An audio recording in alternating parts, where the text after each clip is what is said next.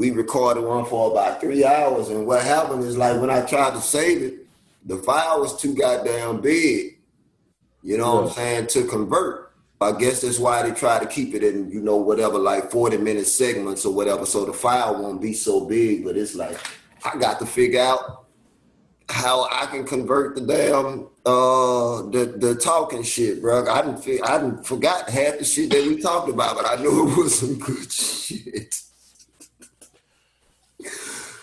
I can't watch it till I get it converted, right? Yeah. But the motherfucker like 3 hours long and shit. I think Chris know how to, you know what I'm saying, if he fucking put his mind to it and can add, you know what I'm saying, he can fucking edit that bitch and make it interesting. And because I have ideas, you know what I'm saying, with shit in the background. It's crazy out here in these streets. It's crazy. Shit. I often wonder, we need to have a little segment. I mean, my main job has been protecting my motherfucking life for many fucking years. Should that continue? And then me have the mind state to focus on your motherfucking job, making you richer, but fuck what I'm going through. So when I turn the TV on and I see someone who has the same complexion as me, stumped, fucked up in the streets, black eyes, busted, man, I can't take all that, man. I can't take all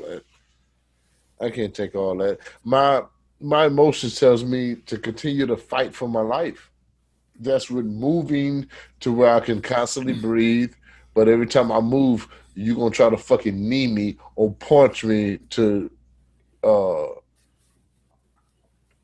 fuck my mind up to where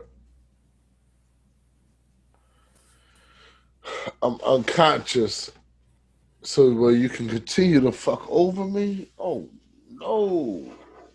No. It ain't getting better, homie. It's not. It's not. And I know my mentality, man. That's why I stay in my house. I try not to go out nowhere because it's not getting better.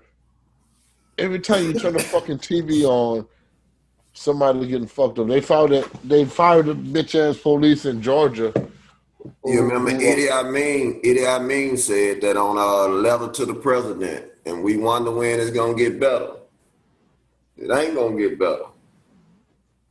It ain't gonna get better. Yeah. That's fucked Please, up. Mr. President, tell me what to do. These niggas acting up in the hood, send more troops. More troops. Statistically, throughout the state of Louisiana, I haven't searched in a while. Throughout the entire state of Louisiana, I am willing to bet per neighborhood, you will find my neighborhood, Cedar Grove, at the very top of that list. Probably among top any neighborhood in New Orleans of the type of fucking killings and shootings that go down in this motherfucker every day. They did a report one time. It was on, they had it on the local news. The fire station, the one single fire station that got more violent calls in one single year in the entire state of Louisiana is right up the street from me. Mm-hmm. That one fire station got more violent calls. That one station. Now you also have the Cooper Road, which is, to my understanding, the Cooper Road, one of the largest black communities in the nation. See, it's so fucking, the Cooper Road so fucking big, it's not really even considered, they consider really they own city. It's like they really kind of not even consider, the Cooper Road sort of like Gardere Lane and Baton Rouge. Mm-hmm. Like Ravin-Delmain kind of is like its own little city out there. That's sort of like how the Cooper Road is. They don't want to be Bossier, huh? Bossier is its own city. And the gang banging pandemic, when that was going on, it was all of the bloods was Bossier was mainly known for that's where all the bloods was, most of the bloods. And that's how Master P ended up hooking up with my homeboy E-Dub that's from over there in Jack Quarters. I mean, can you imagine that's the real name of the neighborhood, Jack Quarters? That's about right. Yeah. And that's my homeboy E-Dub on that down south hustlers that you got a whole lot of nothing, a whole lot of nothing on that down south hustlers. Ooh. Yeah, that's my homie, E-Dub. You know, Hey, we I wasn't totally affiliates believe back you. then. It was actually the movie Homeo and Jewells. When we was filming Homeo and Jewells, that's when he and I kind of like, you know, because I prior to that I didn't know that he was a fan. You know what I'm saying? All these niggas that I was throughout the years having run-ins with, and I mean even me and Kojak. Man, what's up, Kojak? Man, that nigga, we cool now. He was one of the well-known troublemaking blood boy out of Bossier, and every time when he and I saw each other, it was on site back then. You know what I'm talking about? I mean, we didn't Why even is know what that? the fuck. I showed up at this broad house. I was looking for my homeboy because my homeboy was fucking with this same broad. You know what I'm saying?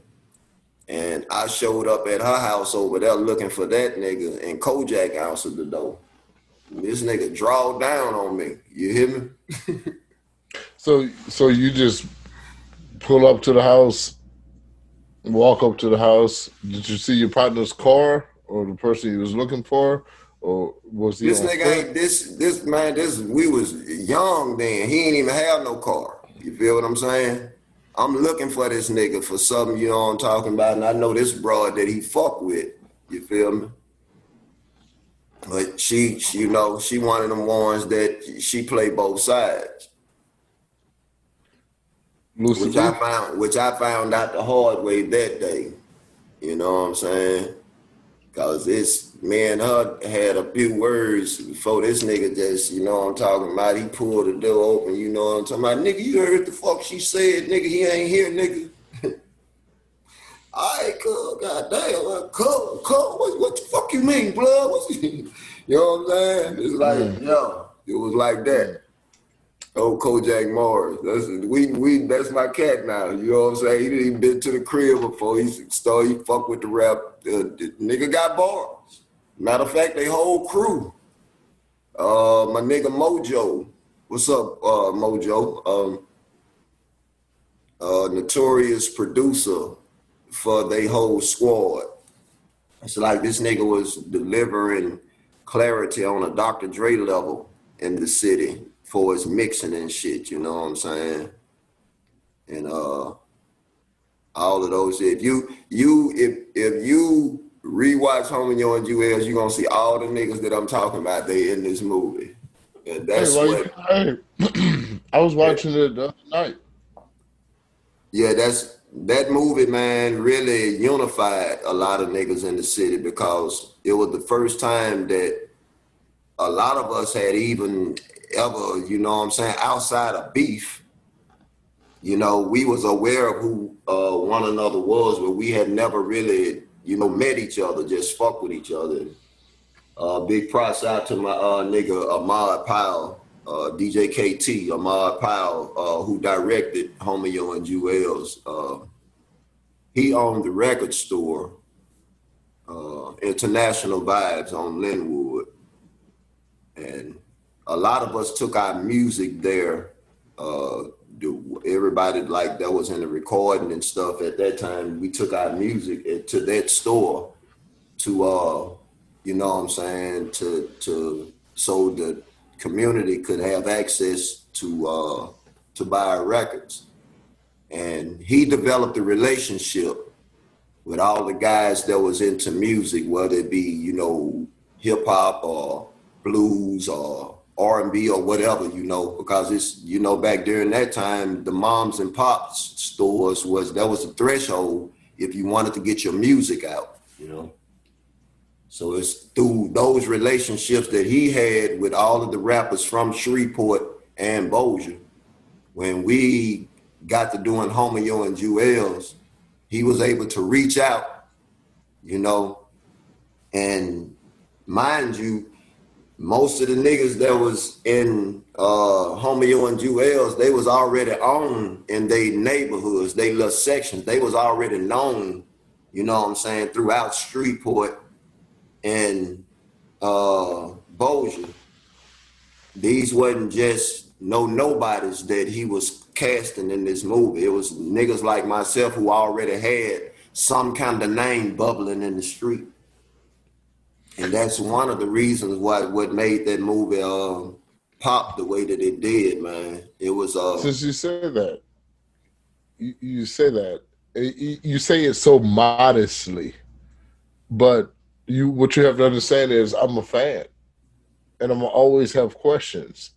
So I listened to you over many years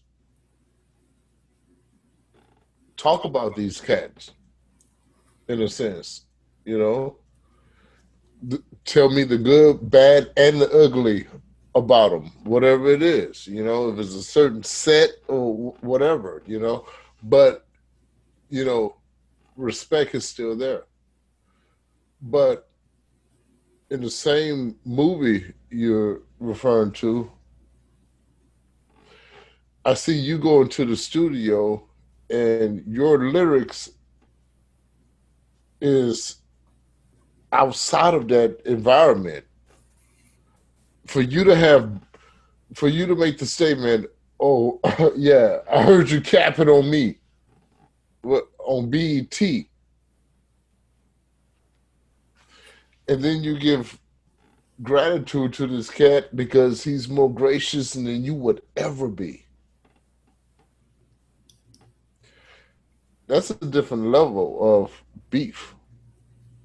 So you've come amongst the neighborhood, and for you to send an acknowledgement out there, for someone who can possibly be on BET, MTV, whatever other social media, whatever was out back then.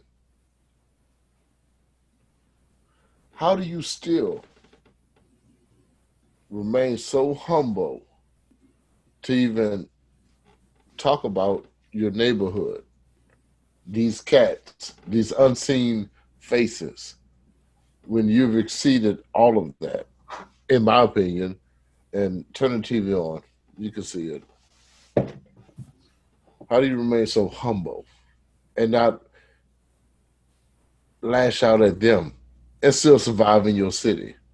Shreveport, Louisiana, a banging ass city. How you survive, Dollar? it's respect, man. These niggas definitely don't fear me.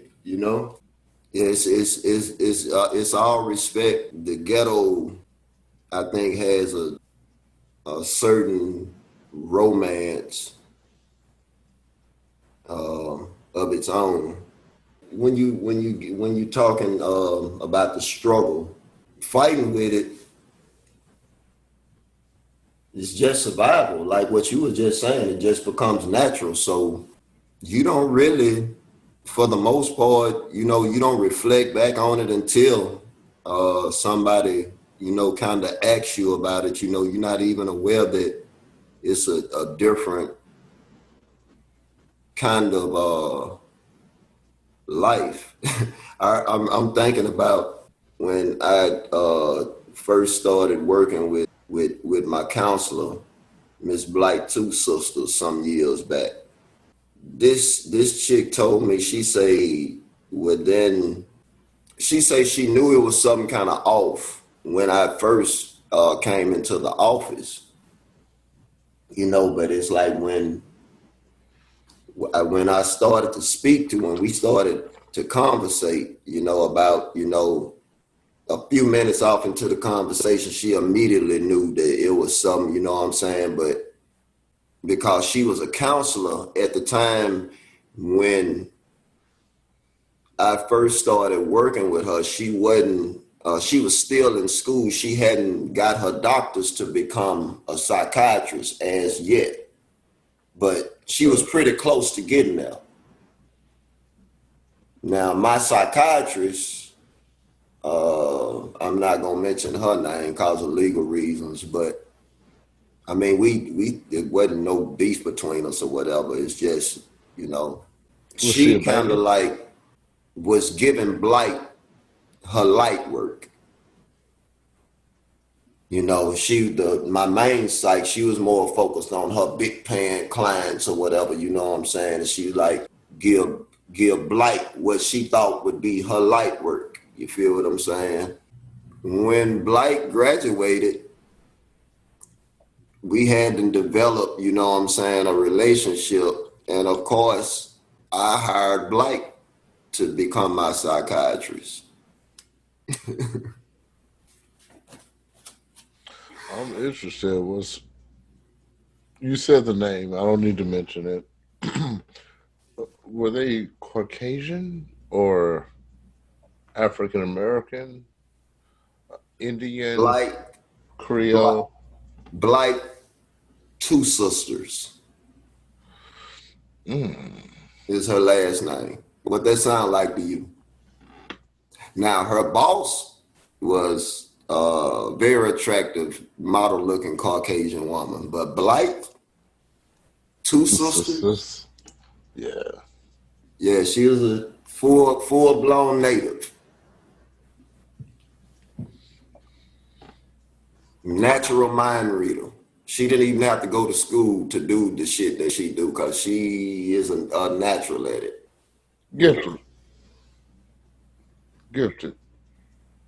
I didn't know it at that time even what they call that shit PHSD or PHSD, that Yep. whatever after effect like what the soldiers have when they come home from war and that type of, you know what I'm saying.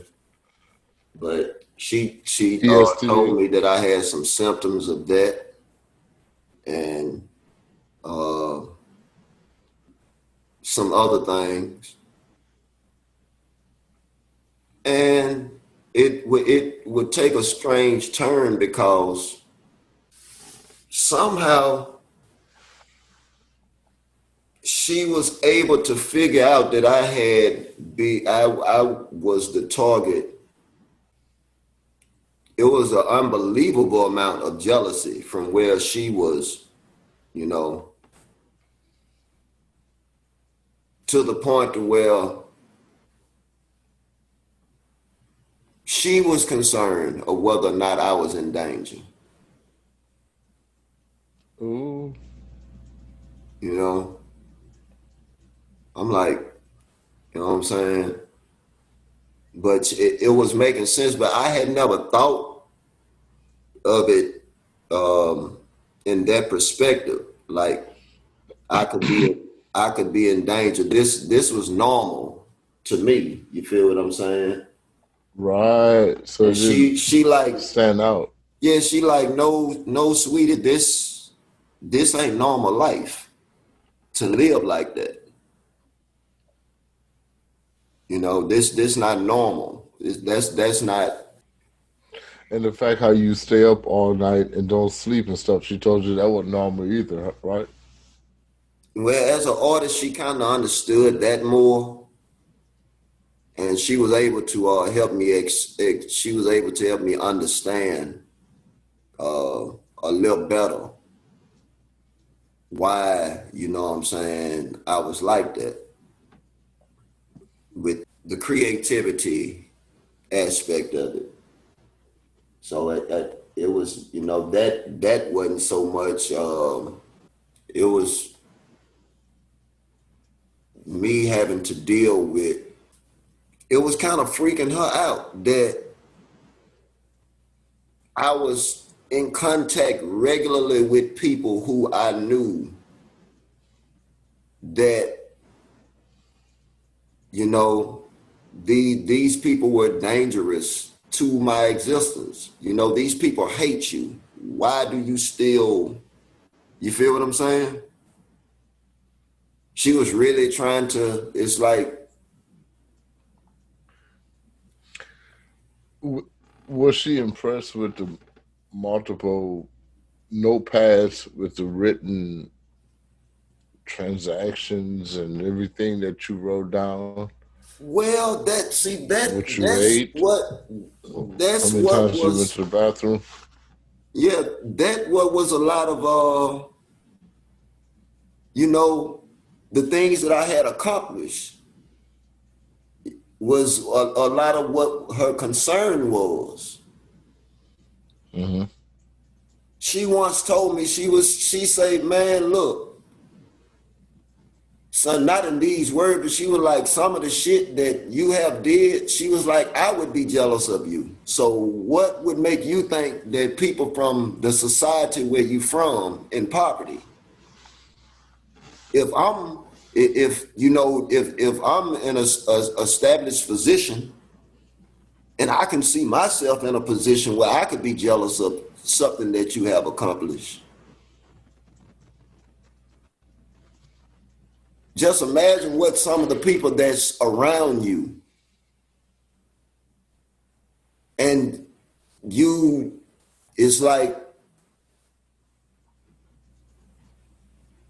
you, If I'm a fan, just think about all of these jealous fans that you have.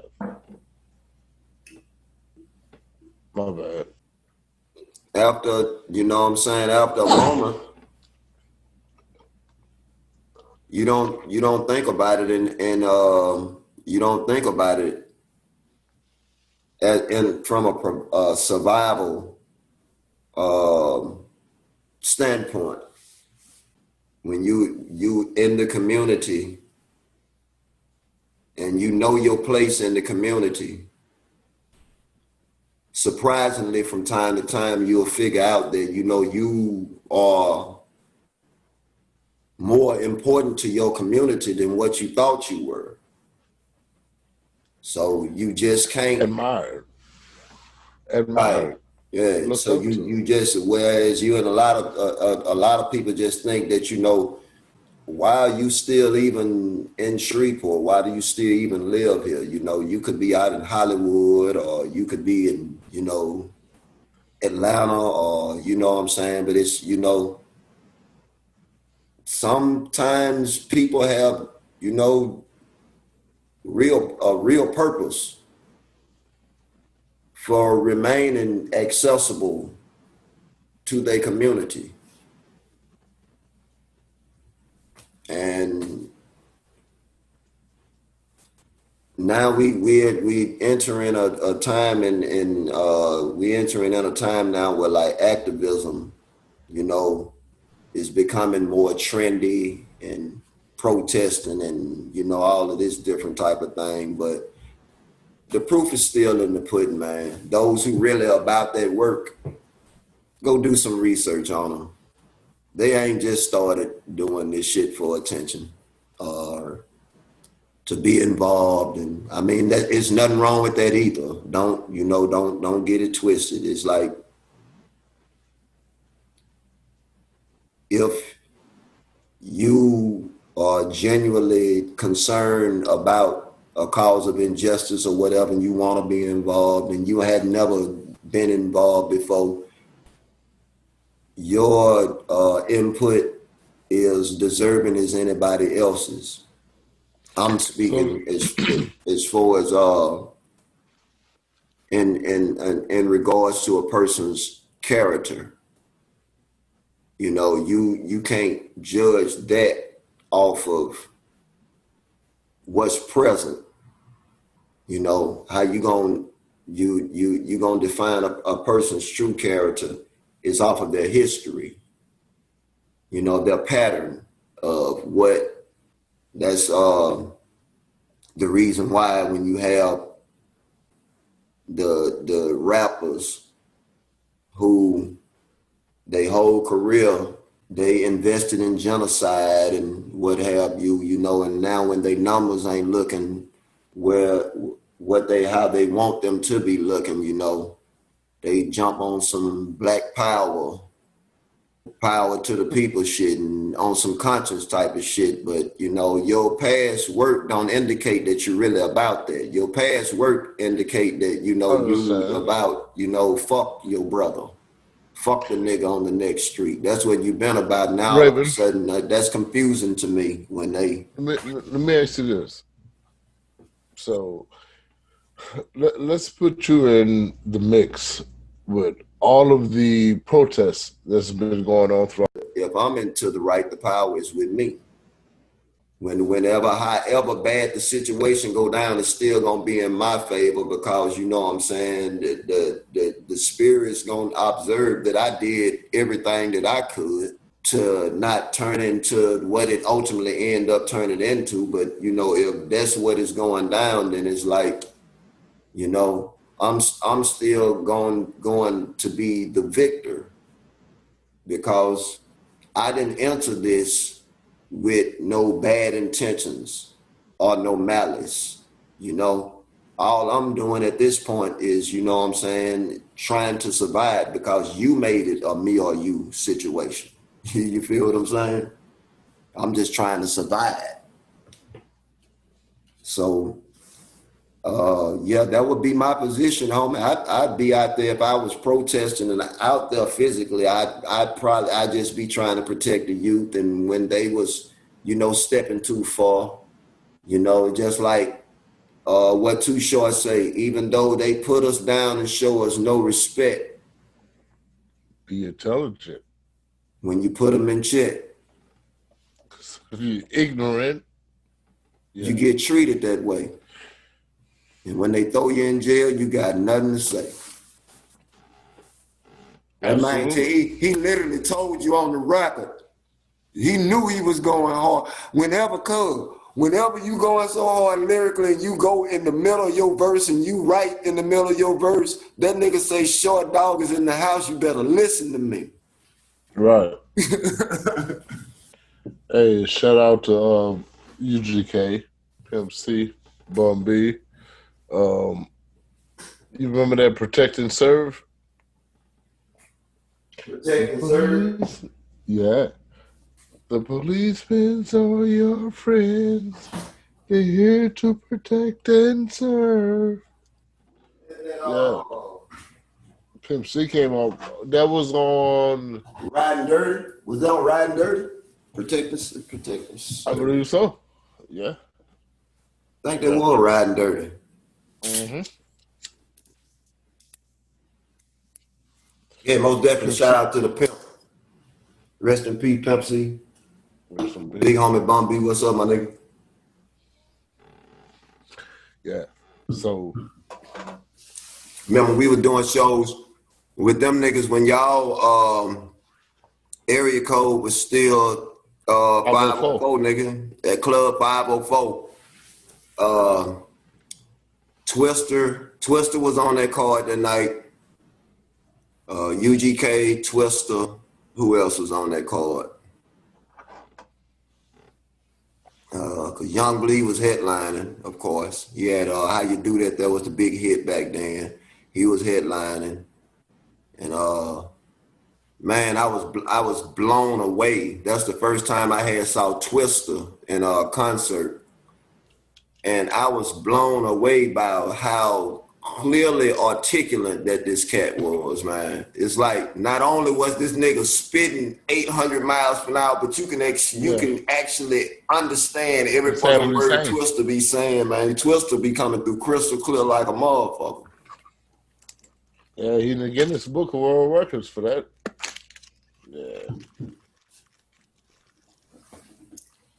Yeah. That nigga speaks grammatically correct. Yeah, when he Shy did that Town. What up, Shy? already, Shot Town, Shot Rack in this bitch, when he did that collaboration. with Do or Die. Do you wanna Oh, ride in the backseat of a caddy, wrap it up and do it? Yeah, man. There wasn't nothing fucking with the boys right then, kid. Them boys wasn't nothing out there, underground or mainstream, fucking with them boys right then. They was in the pocket. And Twister came through, and but the thing about all of them cats, Do or Die, they very articulate too. You know what I'm saying? Then they be dropping some hardcore, they drop, they should be borderline between pimp shit and and gangster some shit. gangster shit. Yeah. Yeah, yeah. Yeah, they That's why I bumped him. had that boy Johnny P, Oh, had him on the hook. rest in peace. Yeah, Shit, that was a voice right there, boy. The yeah. goddamn Johnny P was hell, my nigga.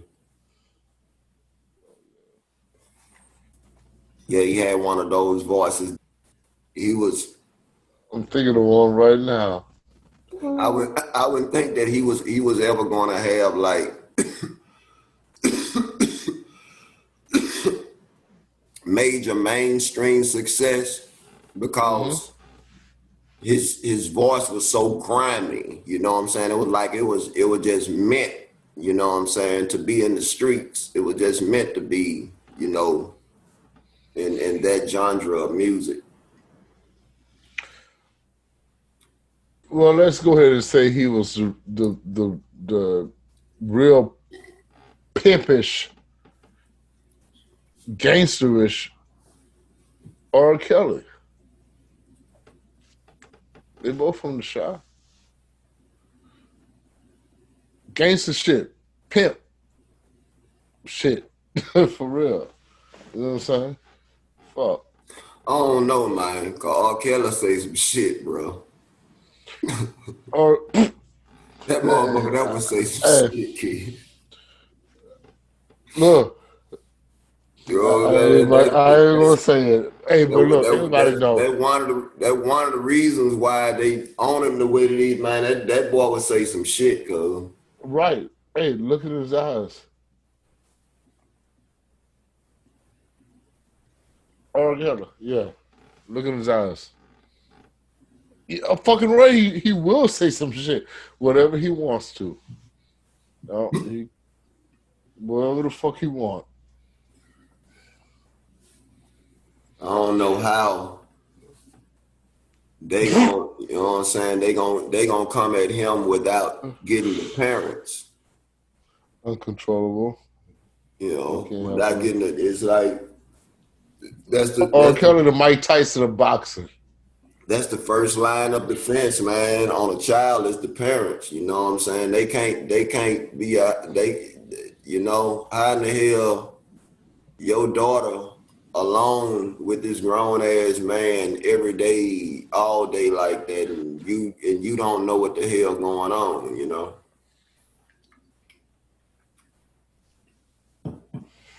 I know parents like that. If you look the other way, it's Look, for your own convenience. You know what I mean? absolutely. It's for your own convenience. Either you don't want to be bothered, or you getting something out the deal, or for whatever reason it is you looking the other way. It's for your own convenience. But they don't say that. I mean, they love their children just as much as we love our children. It's sacrifices in this world. You know, it's Game of Thrones. You gotta sacrifice stuff to survive. I'm gonna Always, sacrifice anything. always have been, my nigga. Always have been, always will be. That's why it's like shit. You know what I'm saying? We've been blessed with these tools, and seem like technology lately is becoming more of a nigga friend than his enemy. If you know how to maneuver it, you feel me? If True. you on the right side of it, you know what I mean? Something else. that I always pay attention to. Have you noticed that all of the deals that's been made in the cyber world is like they don't even deal with millions. They start at the billions. Mm. Straight up, huh? How can you not pay that attention? But I think for the most part, especially if you're not in a capacity to where you work with computers regularly or you use them regularly or whatever, your mentality is gonna force you to ignore that. That ain't for me. It's too much. It's over my Yeah, head. billions. Yeah, that's billions. That ain't. Let me go down here at least. Not even the millions. That ain't even for me. So it's shit. But me, I'm stuck up there with the billions. Every time when they make one of those, I'm like, cause all this shit, Mark Zuckerberg, damn near trillionaire. He supplied very little content. We supply all the content for him. Yeah, all the entertainment, everything. Facebook, right? Yeah. Yeah. Man, you talk about a fucking genius format. Social media, bro. If you can invent some shit that everybody want to use, you make crazy loot.